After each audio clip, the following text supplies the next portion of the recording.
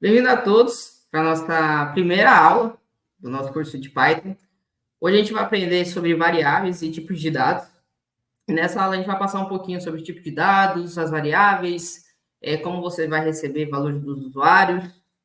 A gente vai deixar aqui no link do curso também todos os documentos, todo esse notebook que a gente vai acompanhar durante a aula, você vai ter acesso. Se tiver alguma dúvida também, só mandar uma mensagem para a gente nos comentários. A gente vai te atender o mais rápido possível. Então, vamos lá. Primeira parte, tipos de dados. O Python ele fornece alguns tipos de dados básicos e vai desde dados numéricos, dados de texto. Numéricos podem ser tanto inteiros quanto decimais.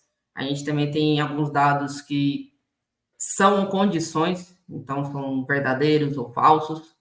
Então, para o primeiro, que seria um inteiro, ou então um integer, ou então simplesmente int, ele é um dado não decimal. Então, como exemplo, a gente tem 0, 1, 2, 3, menos 1, menos 2. As operações que a gente pode fazer são tanto de somar, multiplicar, dividir, subtrair.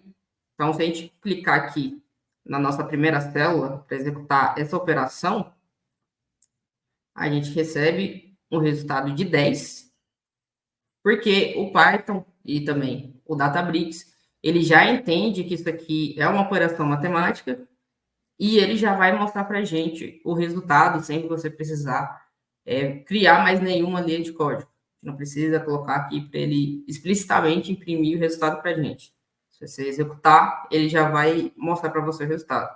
Então, se aqui eu trocar esses números, colocar 6, 10, por exemplo, ele vai processar e ele vai dar o resultado final. Para o próximo, a gente tem um float, que ele é uma representação de um número decimal. Então, por exemplo, a gente tem 3.545, 2.76, 0.54 e também negativo, menos 1.08, menos 2.2, e ele faz as mesmas operações que o inteiro. A única observação para o float é que a separação da casa decimal ele vai se dar pelo ponto. Então, toda vez que a gente for usar, a gente não usa uma vírgula. Na sintaxe do Python, a gente vai usar um ponto para fazer essa separação de casas. E aí, a quantidade de casas decimais pode ser infinita. O Python ele não faz nenhuma distinção quanto a isso, ele não vai te dar nenhum erro quanto a isso. Se a gente executar aqui, ele vai dar o nosso resultado conforme a quantidade de casas decimais que a gente passar. Então, isso aqui vamos dar um número, ponto 2. Ele vai fazer o cálculo e ele vai imprimir para a gente automaticamente. Uma dica. Então, eu tenho tanto um dado que está inteiro, um dado que é decimal, que é float. Eu não sei muito qual que é. Eu consigo descobrir isso através dessa funçãozinha do Python, que é o type. E aí, aqui no type, a sintaxe dele é essa aqui, né? Então, a gente vai passar o type, entre parênteses, e aqui dentro, o que a gente quer descobrir, qual o tipo de dado que a gente quer descobrir. Então, se eu colocar um, ele vai me falar qual o tipo de dado é referente a esse 1 que eu passei. Então, aqui ele identificou como um inteiro. Se eu passo 1.0, ele vai identificar que isso é um número decimal. O outro tipo de dado que a gente tem é uma string, que é uma string nada mais do que um texto, que é uma sequência de caracteres que estão entre aspas. Essas aspas podem ser tanto aspas simples quanto aspas duplas. E dentro dessas aspas, a gente pode ter tanto números quanto apenas letras, um conjunto de tudo isso, com pontuação, com caractere especial. Não tem muita regra do que a gente pode colocar dentro dessas aspas. A única regra é, se a gente começou com aspas duplas, a gente vai fechar as aspas duplas no final do texto. Se começar com aspas simples, a gente vai iniciar e finalizar com as aspas simples. As operações que permitem a gente usar a string seria o mais, que aí, como é o caso de uma string, não seria uma soma, a gente chama de concatenação, que é quando a gente junta dois textos para formar um texto único, basicamente. Então, aqui eu tenho um exemplo, que eu estou passando um texto hello, mais um texto 1, 2, 3. E aí, lembrando, como a gente tem entre aspas, isso aqui não é considerado um número. Isso aqui é um texto 1, 2, 3, e não um número 1, 2, 3. Então, se eu executar essa célula aqui, eu tenho hello, 1, 2, 3, e isso tudo junto.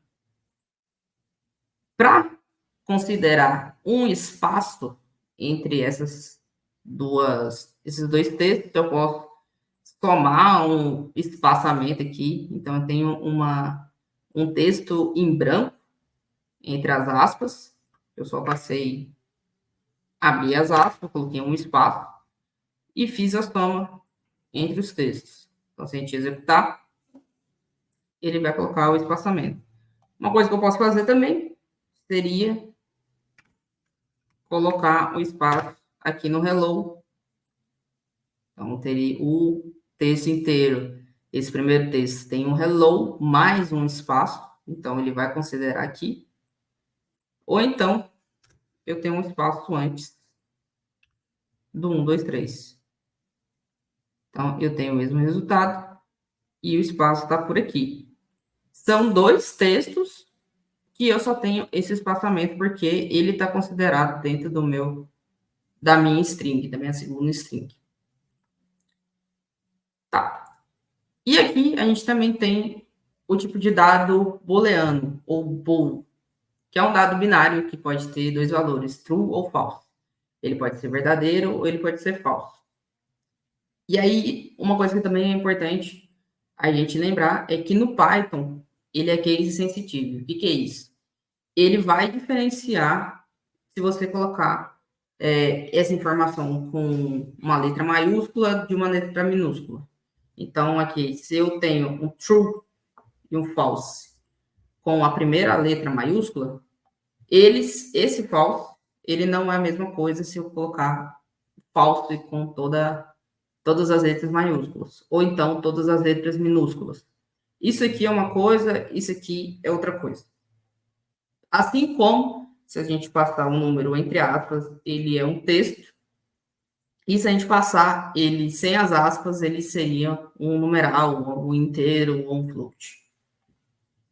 Então, ele só vai, no booleano, ele só vai ter esses dois valores diferentes, e aí a gente usa operadores lógicos para tratar com ele. Então, se tal coisa for verdade, ou falsa, ou e, a gente pode usar e. Então, se for true e false, ou então not, que é a negação daquela operação, ou então daquele valor.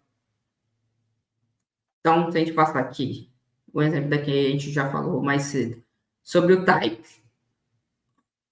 Eu passo o type, o false, né, dentro do type, ele me indica que o tipo de dado é um booleano. Eu passo como true, e o true sendo um texto todo em minúsculo, isso já não é um booleano. Ele já não identifica isso como uma palavra reservada para esse tipo de dado. Então, ele vai me dar esse erro, que esse true não foi definido. Se a gente tenta verificar aqui agora. Sobre os operadores, né? Se é true ou false, ele vai me passar um valor desses dois. Ou então, se é true e false, ele vai ser falso. Se ele não for falso, então ele é verdadeiro. Isso aqui é uma... A gente pode ver que é uma tabelinha lógica. A gente tem essas condicionais. Então, toda vez que a gente tem duas operações ou dois argumentos que tenham um ou entre eles, se um deles for verdade, então ele vai resultar em verdade. Se um deles for falso, a gente considerando o ou, ele vai continuar sendo verdade. Se for e, os dois têm que ser verdade para ser verdade. Então, aqui eu tenho true e false. Por conta desse e, ele vai ser falso. Se fosse 2 true, ele seria true. Se fosse 2 false, então, exemplo, ele continua sendo falso. Aqui, a negação de false é verdadeiro. Se fosse a negação de true, ele seria falso. Ele é o contrário do que está na frente. Isso aqui é uma matéria de lógica de programação. Depois, se precisar, a gente deixa aí no link algumas referências, se você tiver alguma dúvida quanto a isso. E o nosso bate-papo de comentários continua aberto. Se você tiver alguma dúvida, algum questionamento, a gente explica mais a fundo mais tarde. Alguns exemplos também sobre o que é true ou false. Então, se 1 é igual a 2, esses dois igual é referente a igual mesmo. Se a gente colocasse, por exemplo, A igual a 1, aí a gente já tem uma variável A, né? Porque esse igual, ele está recebendo o valor de 1. Quando a gente coloca esses dois iguais, é porque a gente está comparando os dois valores. Então, se eu executo esse aqui, ele vai me dar que 1 é igual a 1, então é verdadeiro. A gente volta aqui para o 1 igual a 2. Ele vai falar que é falso. Que esses dois valores são diferentes. Então, agora trabalhando com variáveis. Como eu já dei um spoilerzinho agora, a variável ela vai ser um identificador que vai armazenar, que vai receber algum valor do usuário ou algum valor de alguma operação que a gente passar para ele. Então, a gente pode atribuir qualquer valor para essa variável, ela pode ser um string, ela pode ser um numeral, pode ser um booleano. Isso vai depender da nossa necessidade. A sintaxe que a gente utiliza sempre é o nome da variável igual ao valor que você quer passar para ela. Algumas convenções importantes que a gente segue para trabalhar com variável. O nome da variável, ele deve começar com letras ou então com underline. Geralmente, a gente sempre começa com letras. Né? Eu acho que tem poucos casos que eu vejo uma variável com underline, mas é uma convenção do Python. O nome da variável, ele não pode começar com um numeral. O nome da variável, ele deve conter apenas caracteres alfanuméricos, ou então esse underscore, que a gente chama de underline. O nome da variável também, né, são case sensitive, assim como o true ou false que eu já expliquei. Se eu passar um var minúsculo, um var com V maiúsculo, ou então um var com todas as letras maiúsculas, são 3 variáveis diferentes. Então, a gente tem que ter muita atenção quanto a isso, porque você pode se perder, você indicar uma hora a variável toda minúscula e depois você querer referenciar ela com todas as letras maiúsculas, você vai ter um erro, porque os valores não vão bater, eles não são iguais. Opte por nomear suas variáveis com letras minúsculas e substitua os espaços com essa underline.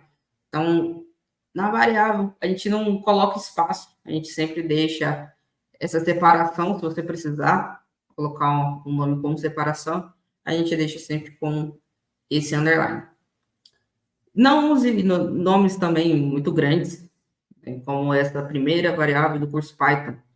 A gente sempre tenta reduzir esse nome, tentar abreviar esse nome, até para ficar mais fácil na hora que você for digitar seu código, você não acabar se perdendo com esse nome, então você precisar digitar um texto gigantesco só para fazer referência a uma variável X.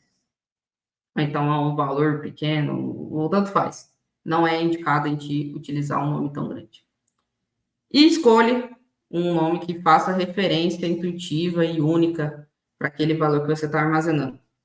Isso vai evitar confusões e dificuldades para você enquanto você desenvolve o seu código. Então, se você está desenvolvendo, um sistema que vai receber a nota de um aluno.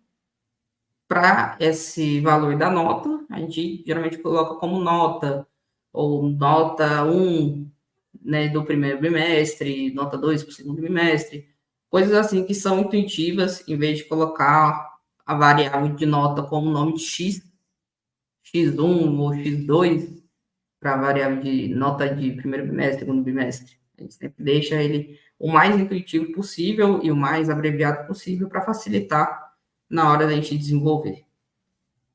Então, alguns exemplos aqui. A gente tem a variável que está recebendo um valor 3, a variável B, que recebe o valor 2, e a variável C, que está recebendo a operação de A multiplicado por B. Então, vamos executar essa célula. Aqui eu vou... Essa última linha, eu só estou indicando que eu quero que C, o valor de C seja mostrado aqui para a gente no final da célula. Então, ele fez a multiplicação de 3 vezes 2, C é igual a 6. Aqui também, então, estou colocando aqui a variável B, recebendo o valor 4 e pedindo para ele me imprimir C. Aqui, ele não deu valor nenhum de novidade, porque eu só estou passando B para receber um valor, mas eu não estou querendo imprimir ele, pelo menos não indiquei para imprimir ele. Então, teria que mudar aqui para B, e aí ele mudou o valor. Se eu não mudo o valor, eu continuo aqui como C, ele vai manter na memória que o C que eu executei aqui atrás, o valor dele é 6, e aí se eu referencio ele mais para frente, ele vai continuar sendo 6 até esse valor mudar. Então, se eu coloco aqui, C vai receber C mais 1, e eu quero imprimir C de novo, o valor de C mudou, porque eu somei o valor de C, que era 6, mais 1, e atribuí esse valor para a variável C de novo. Imprimindo C, ele fez a soma para a gente. E a gente também, né, assim como eu fiz aqui, a gente pode alterar a qualquer momento que a gente quiser fazer essa alteração do valor da nossa variável.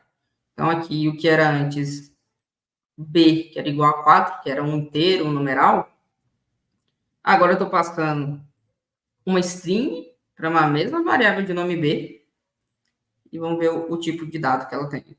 Agora ela é uma string. Aquele valor que eu tinha passado antes para ela, que era um 4, já ficou para trás e ele já foi substituído. Toda vez que a gente passar um valor, então aqui eu tenho um B igual ao string, eu passo depois na linha seguinte, B igual a 2, ele sempre vai ficar com o último resultado que ele recebeu. Então, aqui, ó, eu passo ele como uma string, depois eu falei para ele que ele é um valor igual a 2, então, no final, ele vai ser um inteiro, porque ele sempre vai manter na memória a última referência dele, o último valor que ele receber. Print. Essa parte aqui, ela é bem simples. Então, mais para explicar sobre como é feito esse print, né? Essa demonstração para o usuário. Aqui nas nossas células, a gente sempre vai, quando a gente pede para poder executar, ele sempre vai demonstrar para o usuário a última linha. Então, aqui eu tenho uma variável que vai receber 3, a variável B que está recebendo 2, eu quero printar A e eu quero printar B. Se eu executar isso aqui, ele vai me dar só o valor de B, porque ele só vai printar o último valor da última linha. Para eu conseguir mostrar os dois valores, de tanto de A, tanto de B, eu preciso usar essa declaração do print. O print, ele é uma função, basicamente, que vai forçar essa impressão do usuário, essa saída, esse output. Então, se a gente executa aqui, São duas linhas e ele vai mostrar para a gente a linha do print a linha do print B. Isso aqui é muito útil quando a gente está desenvolvendo. A gente tem várias linhas de código, a gente tem muitas operações sendo realizadas. A gente pode colocar vários prints entre as nossas operações e a gente consegue verificar a evolução. Então, se eu tenho uma variável B, que aqui era hello world, eu vou voltar aqui, coloco um B, e aqui um outro hello world, um outro print para a variável quando ele for 2.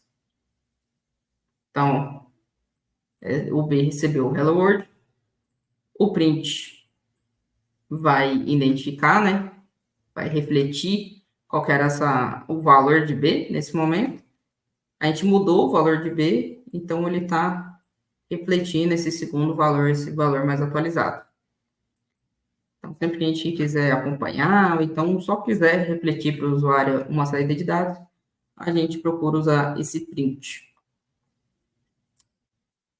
E esse print também, aqui no Databricks, a gente consegue usar ele para uma string com quebra de linha. Então, você não precisa colocar mais nada aqui. Você pode só digitar e ir quebrando as linhas com um Enter. E na hora que você for demonstrar, ele já vai fazer essa quebra, esse espaçamento, sem nenhum problema. Ele já vai herdar isso do jeito que você indicar para ele que deve ser feito. E a gente também consegue fazer aquela concatenação do string usando um mais. Então, e ele é muito, muito útil quando a gente quer deixar mais explícito, né, o que é aquele valor. Então, em vez de eu colocar para ele printar apenas B, eu coloco um texto, essa variável é referente a tal coisa. Aqui no exemplo, a gente tem uma variável chamada aluno, que recebe o texto Antônio. Então, a gente vai ter um print, que a gente vai colocar um descritivo do que é essa variável. Então, o nome do aluno eu coloquei aqui um espaçozinho, mais aluno, que é a variável. Então, ele me deu aqui, o nome do aluno é Antônio. Se eu mudar aqui para Marcelo, o nome do aluno é Marcelo. Vou mudar para Bernardo.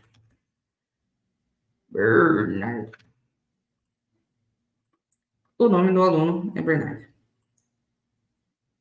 E aí, por padrão, quando diversos argumentos, a gente passa diversos argumentos no print, ele retorna uma saída desses valores com a separação dos espaços.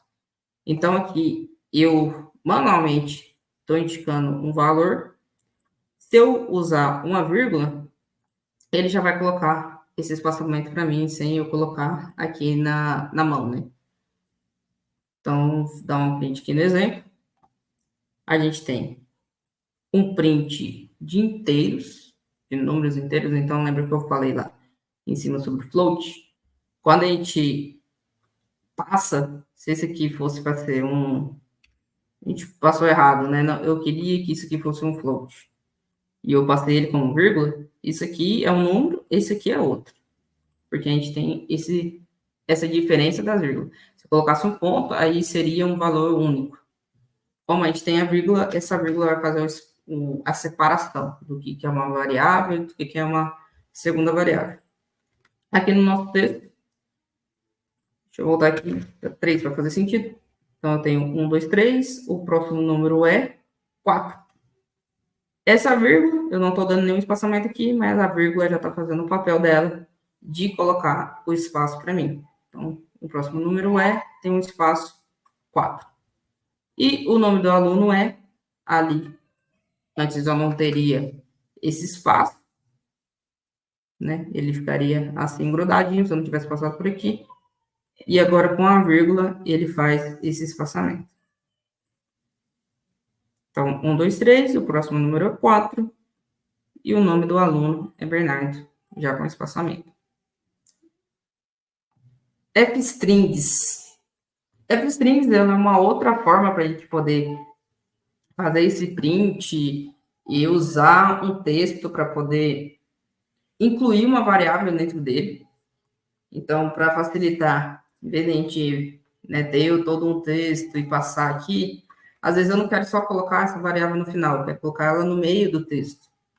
Então, aqui do exemplo, a gente tem um texto de atenção, a variável aluno, entre chaves e um Fzinho no início do texto. Isso vai indicar que ele é uma F-string. A gente tem a sintaxe dessa chave com a variável entre elas. Então, atenção, aluno, sua nota está disponível. Se a gente executar, ele vai fazer referência àquela variável aluno que estava lá em cima. Então, o último valor dessa variável foi Bernardo. Atenção, Bernardo, sua nota está disponível. Então, aqui está um pouquinho mais avançado. A gente tem o número de matrícula, que está em numeral. A gente tem uma nota, que é o cálculo entre 10 mais 8 mais 9 dividido por 3, que é a média das 3 notas do aluno, e eu quero fazer um print, considerando uma F-string. Então, eu inicio esse texto, essa string, com um F, o aluno, a variável aluno entre chaves, com a matrícula, variável matrícula, recebeu a nota final de nota. Então, aluno, fazendo referência àquela mesma variável de lá de trás, que a gente ainda não apagou, que a gente não mudou o valor dela, a matrícula que a gente acabou de passar, e nota, que é o cálculo que a gente fez. Se a gente executou aqui, o aluno Bernardo, com a matrícula 1, 2, 3, 4, 5, 6, recebeu a nota final de 9.0, que foi a média entre essas 3 notas. Então, por hoje é isso. A gente finaliza aqui agora a nossa primeira aula do Python sobre variáveis e tipos de dados. Se você tiver alguma dúvida, fica à vontade, manda uma mensagem para a gente. A gente tem o nosso contato, o nosso caderno está na descrição da nossa aula e aí os comentários seguem abertos. Até mais.